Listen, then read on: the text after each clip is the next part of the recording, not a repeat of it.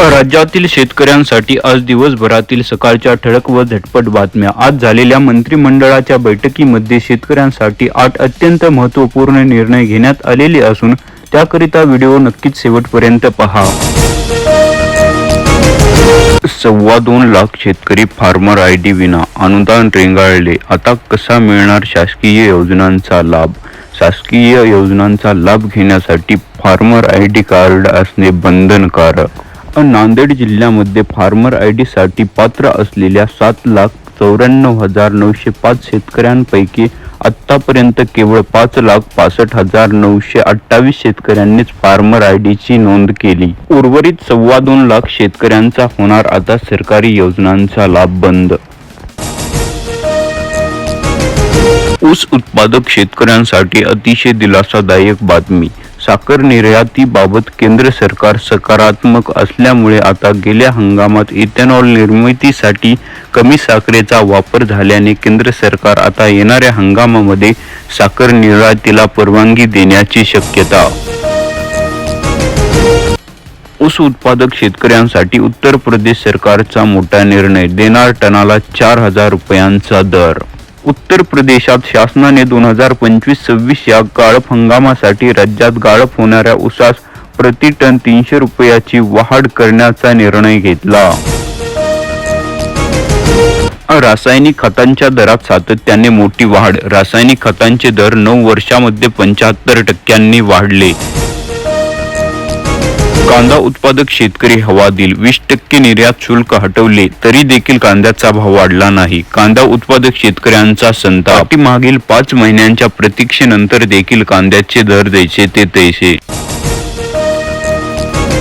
नुकसानग्रस्त शेतकऱ्यांना भरपाई वर्ग करण्याचे काम युद्ध पातळीवर सुरू असून जामनेरात आतापर्यंत 26,000 तर भडगावात 26,544 शेतकऱ्यांना मिळाला लाभ। उर्वरित फार्मर आयडी कार्ड असलेल्या शेतकऱ्यांच्या खात्यामध्ये रक्कम वितरित करण्याचे काम युद्ध पातळीवर सुरू। अतिवृष्टीमुळे राज्यातील कापूस उत्पादक शेतकरी मोठ्या संकटामध्ये, क्विंटल मागे 1,000 रुपयांचे मोठे नुकसान। कापसातील अधिक ओलावा हा कापूस उत्पादक शेतकऱ्यांसाठी मोठा चिंतेचा विषय। लवकरात लवकर सरकारी हमीभाव खरेदी केंद्र सुरू करा, शेतकऱ्यांची मागणी। कर्जमाफीसाठी मुख्यमंत्र्यांना फोन करा, बच्चू कडू सह शेतकरी नेत्यांची शिष्टमंडळाकडे मागणी। रासायनिक खतांच्या किमतीमध्ये पुन्हा मोठी वाढ, सध्या रब्बी पेरणीचा हंगाम सुरू असल्यामुळे बाजारात खतांची मोठी मागणी वाढलेली असताना आता RCFच्या विविध ग्रेडच्या खतांच्या किमतीमध्ये प्रति पोते 100 ते 200 रुपयांनी वाढ। हमी भावाने कापूस विक्रीसाठी 5 लाख शेतकऱ्यांच्या नोंदी पूर्ण। कपास किसान ॲपच्या माध्यमातून राज्यात सुमारे 5 लाखांवर शेतकऱ्यांनी नोंदी केलेल्या असून आता लवकरात लवकर सरकारी हमीभाव खरेदी केंद्र सुरू होण्याची शेतकऱ्यांना प्रतीक्षा। नुकसान भरपाईची रक्कम अन्य खात्यात वळवल्यास कारवाई, सप्टेंबर मधील अतिवृष्टी नुकसान झालेल्या शेतकऱ्यांना जिल्हा प्रशासनाने दिलासा दिला असून आता एकूण 8,49,000 शेतकऱ्यांना 880 कोटी रुपयाची नुकसान भरपाई मंजूर करण्यात आली असून ही रक्कम थेट शेतकऱ्यांच्या खात्यामध्ये जमा करण्याचे आदेश देण्यात आलेले आहेत। मराठवाड्याला पुन्हा अवकाळी पावसाचा तडाखा, 5 जिल्ह्यातील 40 मंडळात मोठी अतिवृष्टी। मराठवाड्यातील छत्रपती संभाजीनगर, जालना, बीड, लातूर आणि परभणी या जिल्ह्यातील 40 शिष्टमंडळामध्ये अतिवृष्टीचा मोठा फटका। रब्बीच्या तोंडावर पुन्हा पावसाचा मोठा दणका, राज्यात सप्टेंबर अखेर झालेल्या पावसामुळे शेतकरी अडचणीत आला असताना आता रब्बीच्या तोंडावर पावसाने पुन्हा शेतकऱ्यांना मोठा दणका।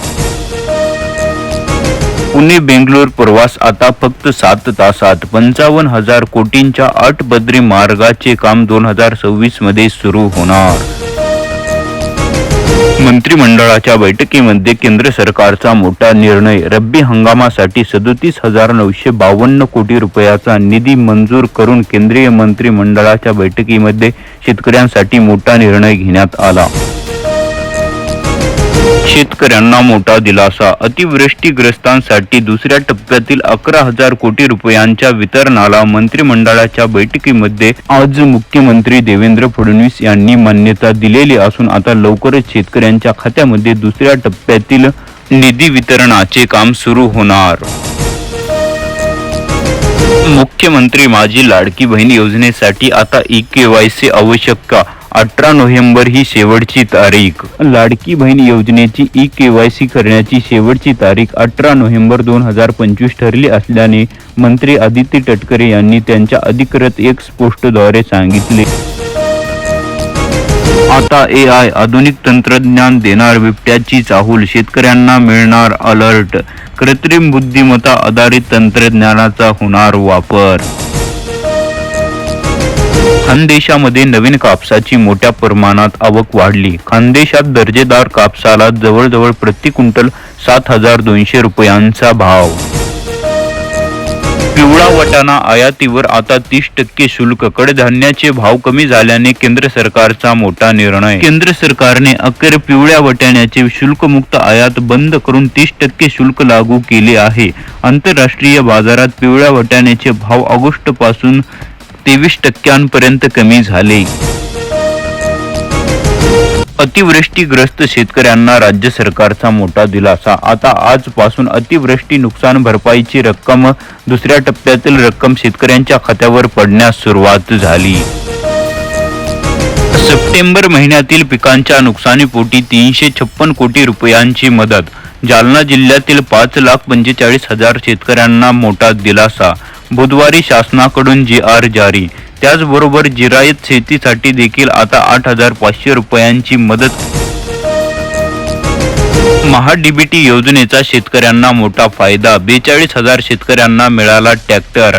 निवड झालेल्या लाभार्थ्यांना वेळेत आवश्यक ती कागदपत्रे जमा करण्याचे कृषी विभागाचे आव्हान. अनुदानासाठी केवायसीचा लावला जातोय तगादा. अजून देखील 16,373 शेतकरी अनुदानापासून वंचित. अतिवृष्टीच्या अनुदानाला फार्मर ID ई-केवायसीचा खोडा. सेलू तालुक्यातील अजून देखील कागदपत्र दाखल केले असताना शेतकरी नुकसान भरपाईपासून वंचित. राज्यामध्ये सातत्याने सुरू असलेल्या जोरदार पावसामुळे धरणे भरली. शेती फुलणार. यंदा रब्बीचा हंगाम शेतकऱ्यांना साथ देणार. यंदा भंडारा जिल्ह्यामध्ये 15,000 हेक्टरची वाढ अपेक्षित. 33,000 कुटुंबात 2 पेक्षा जास्त लाडक्या बहिणी घेत आहेत मुख्यमंत्री माझी लाडकी बहीण योजनेचा लाभ. पोखरा योजनेच्या दुसऱ्या टप्प्याला प्रारंभ. नानाजी देशमुख कृषी संजीवन पोखरा प्रकल्पाच्या दुसऱ्या टप्प्याचे उद्घाटन आज मुख्यमंत्री देवेंद्र फडणवीस यांच्या हस्ते झाले. या टप्प्यात DBT प्रणालीद्वारे जलसंधारण, ठिबक, फळबाग लागवड, रेशीम शेती, शेडनेट व प्रक्रिया उद्योगांना मिळणार अर्थसहाय्य. खरीपात 178 हमीभाव केंद्राचे नियोजन, पण शासनाच्या आदेशाची अजून देखील प्रतीक्षा. शेतकऱ्यांना प्रति क्विंटल 440 रुपयाचा मोठा फटका. बाजारपेठेमध्ये 1900 रुपये प्रति क्विंटल दराने धान खरेदी. ज्यामध्ये पुन्हा रब्बीच्या पेरणीच्या सुरुवातीला वादळी पावसाचा मोठा तडाखा. पिके पाण्याखाली शेतकरी हवालदिल. बुलढाणा तालुक्यातील 15 गावांना अवकाळी पावसाचा मोठा फटका.